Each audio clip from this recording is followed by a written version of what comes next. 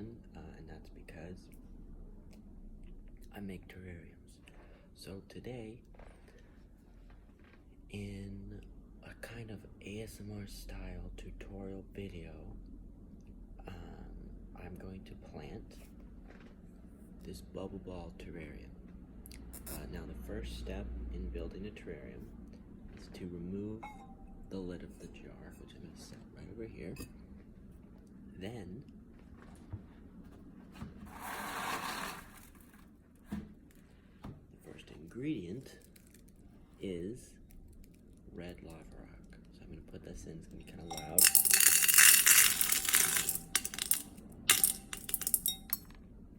That was pretty loud. Now this red lava is important for the tree. It is really a filler material, but it creates a space at the bottom for excess water to be able to sit. And we're also going to put in a little handful of black wood charcoal, and this is a little bit more important because it filters the terrarium a little bit, collects certain gases that can build up. So it's all very good and well to have that. The next thing is going to be the soil. Now the type of soil I use is cocoa fiber. So it's literally coconut shells ground up to bits. And you usually want about 1/3 of the space to be filled with soil. So this should be just around the right amount. And I'm going to create kind of a hill or a slight valley design in this terrarium. Just kind of, you know what, I'm gonna go for a full valley now that I think about it. A slight valley is never as cool as a complete valley. So I'm just shaping cocoa fiber into the basic shape that I want it to be. Now I need to find some rocks, some sort of objects to hold the space in place. Now today I'm feeling colorful. Even though I'm not dressed in a colorful way, I feel colorful. So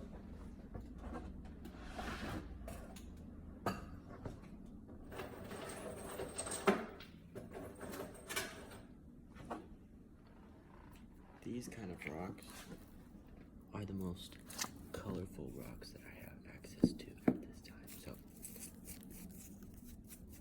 something like this is perfect for what I'm trying to do. So by using this rock, I'm just going to kind of create a retaining wall of sorts with the rock to hold that shape in place. It's both interesting to look at, but practical from an engineering standpoint in the terrarium. This is not an ideal shape, so I'm going to look for a different rock.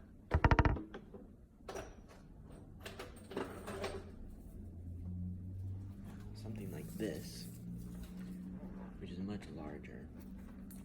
Maybe too large, but I think not. I think this is a good piece. So I have to just figure out the orientation. I believe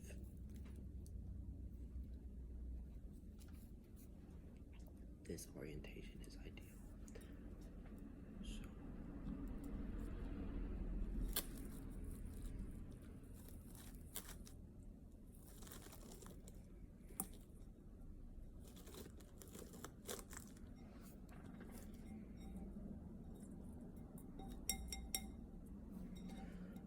So now that's in place. Now these two rocks are kind of right in line with each other. So I'm gonna move this one backwards a little bit just to offset that kind of symmetry. Because sometimes symmetry is more boring to look at. Because you don't really have to think about anything. You don't have to consider what is going on. So that is slightly more thrilling, just to have them out of line. So now that I have this basic framework in place, I'm going to move on to the plants themselves in the terrarium. One plant that I have right here that's already unpotted is this red Photonia. Now this is really a very colorful plant, so it's going to contrast and pop with the blue rocks or turquoise rocks here. So just dig a tiny hole right here. Set this plant in place.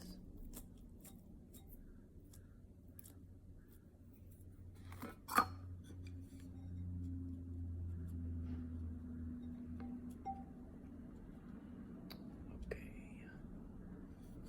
One plant is now in place. As far as a second plant, this one is a good one. This is a peperonia, and it's got kind of round leaves. It's a very cute plant, so that's gonna go right there.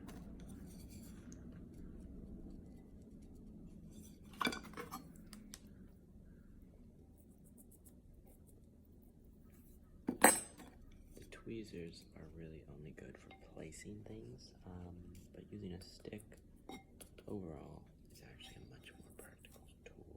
It's good for an array, too much dirt. The stick is just the best tool for a terrarium. So you don't have to have fancy tweezers. Learning how to actually wield a little wooden stick is the best skill you can have in dealing with small spaces in a terrarium. So now these two plants are in there, although you may have trouble seeing it all. I still need quite a few more plants, so I'm going to grab some of those right now. Alright, so I'm back and I've gotten some plants. So this right here, it's a really adorable calathea. It's kind of a big plant, but with some trimming, it will fit well into this one in the long run. So, there we go. Right there. Okay. That's an important one. Now also this, I'm thinking, well, I think I'm not going to use this plant, but it's really a cute one. I love it. This vining plant, this is where it's at. So vines are just, they're really a big deal in a terrarium, because when you have vines somewhere, especially over a rock, your brain automatically just thinks that if there are vines somewhere, you know, that area is pretty old, because these vines were able to spread and trail around the area. So by adding vines into a terrarium, it really makes the space seem more old, more ancient, as if the materials, especially rocks and boulders, have been around for a lot longer than they really have, which is they've probably been planted like, you know, a week ago or something. So anyway, that was a really random amount of time to have chosen. I forgot what I was talking about. So now,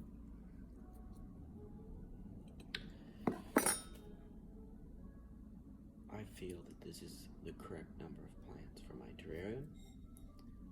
And so now, we're on to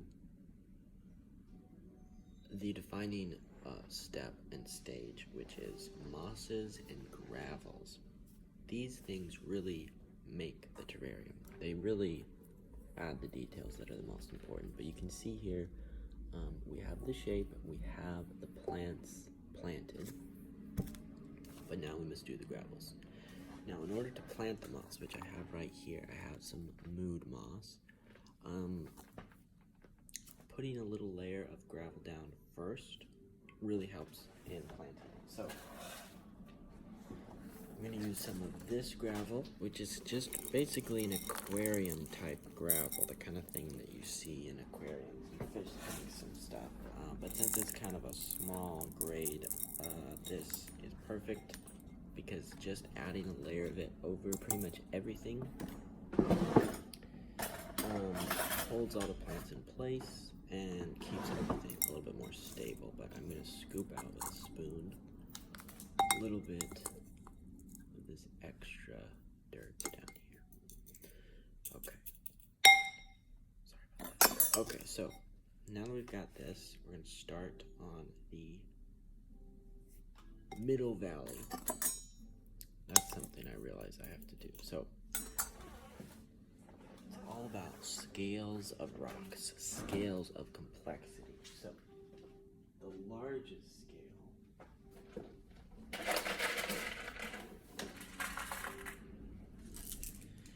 is going to be this size here. So just drop a few of these around at the bottom where our little valley is going to be. Then the second scale is this size, which fills in even more of the cracks and crevices. But having rocks this size, it looks good in the terrarium. But if you're trying to make which this is what I'm trying to do, I want you to look at this valley and feel that you could walk through it. And these kind of boulders, if you were walking on those, they'd be like this size relative to the space. That's not easy to walk on. So then I'm going to use a little bit more of the aquarium gravel, which is just kind of another step in size. And then the last thing, which is kind of a more boring looking material, but it's just some gritty sand. And this gritty sand, although it's not as stunning, it's the most realistic looking material to use if you're trying to create a space that actually is miniaturized. So now that I have that basic framework, you may not realize how this is going to play out in the long run, but all those different gravels are very important. So now I'm going to start on the moss. Using the tweezers and a bite-sized chunk of moss at a time, bite-sized chunks, the moss has to be firmly pressed into place. Pressed into place. Bite-sized chunk, tweezers, press into place.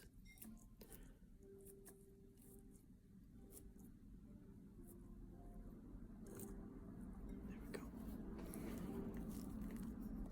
This type of moss is mood moss, which is what I use. And the moss is kind of one of the slower steps to finish, just because it takes a little bit of time doing it one bite-sized chunk at a time.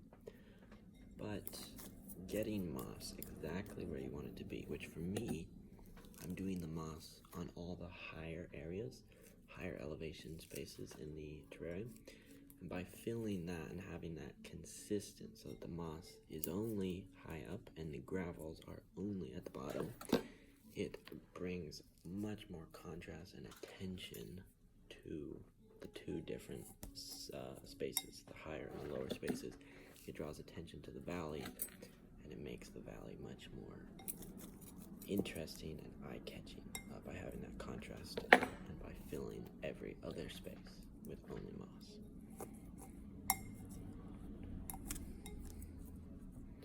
I'm going to turn it around here. Takes a surprising amount of moss to fill the terrarium.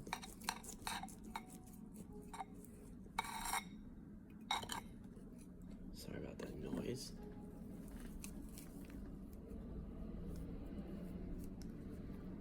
Bite-sized chunk.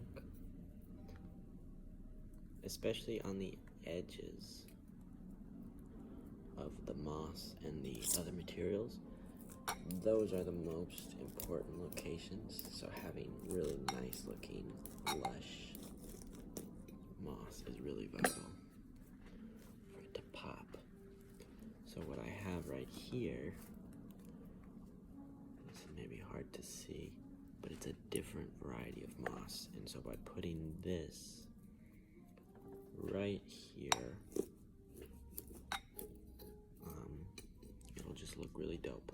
So that's all good right there. Now I have to do the other half.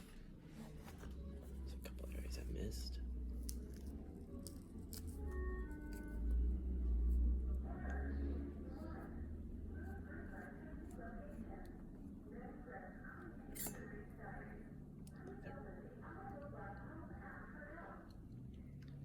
The Roomba is speaking to me.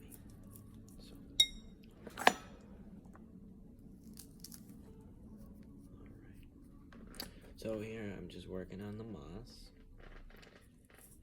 An interesting thing to consider is that when you go out into forest and you see that just everything is... I have to take this. Alright, back again. I had accidentally had music playing in the last video, so now there's no longer music. If you liked the music, I apologize that it's gone. But if you didn't know about it at all, now you're thinking about it. So, alright, working on the moss, we're still on that, so I'm just filling in this entire upper area with moss, one piece at a time, bite-sized chunks. What I was about to say was that when you go to a forest and you see moss everywhere, it is actually not likely that all of that moss spread from some single location, but normally it's just that moss spores land basically everywhere in the terrarium, and moss actually begins to grow from every location that it can. And so when you're planting moss in a terrarium, although it does grow a little bit taller over time, it is incredibly slow at spreading outwards. I'll be right back.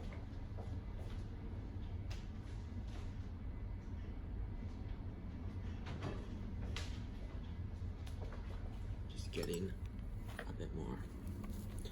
So,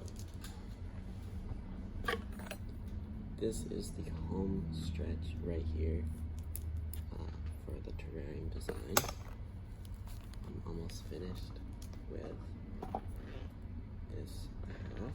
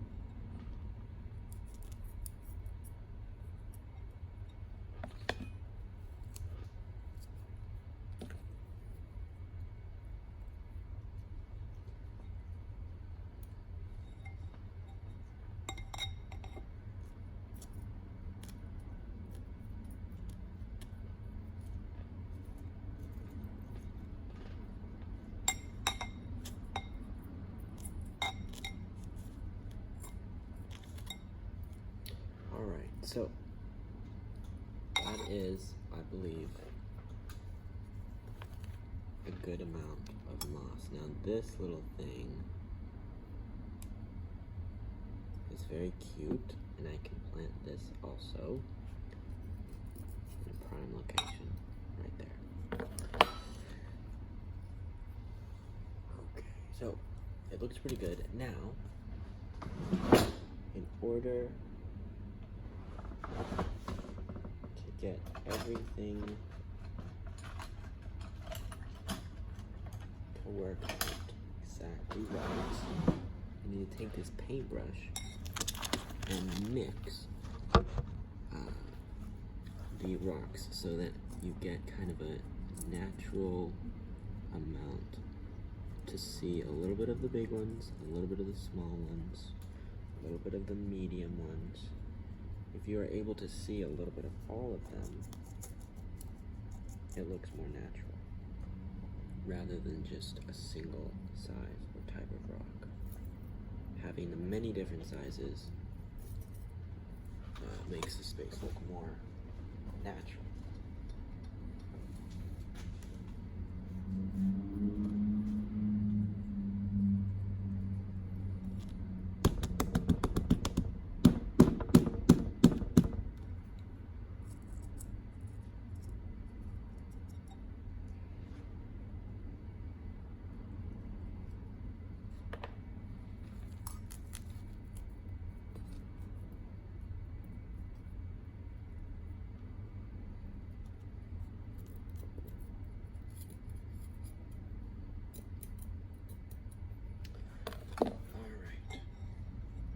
So I believe now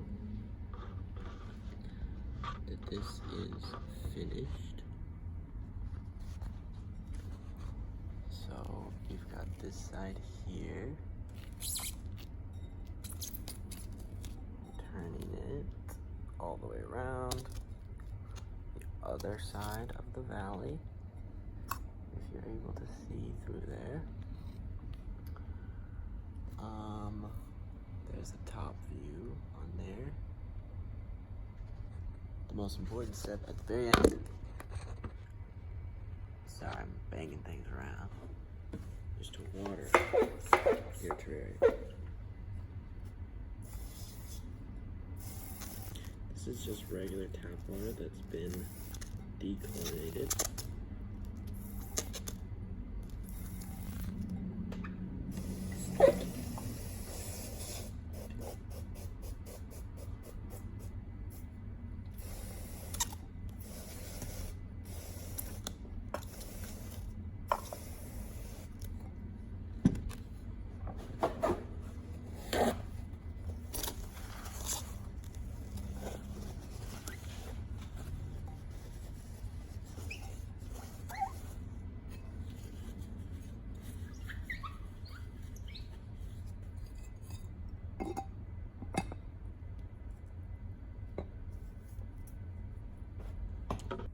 So here's the terrarium in really nice lighting. You can see the valley, everything in there, a little zoom action. All right, so I have one more thing that I actually want to add in. This little tiny bead, actually, you can see the hole goes right through, and then I stuffed kind of a bouquet of mosses and some really cute vining plants. I think this will be kind of a defining item in the space. I'm having trouble. Okay. There we go.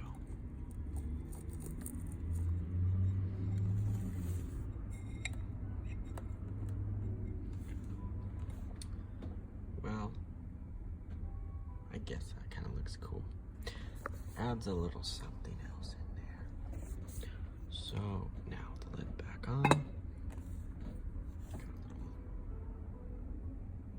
Kind of looks like a pot of plants in a valley. This terrarium is done. Thank you for watching.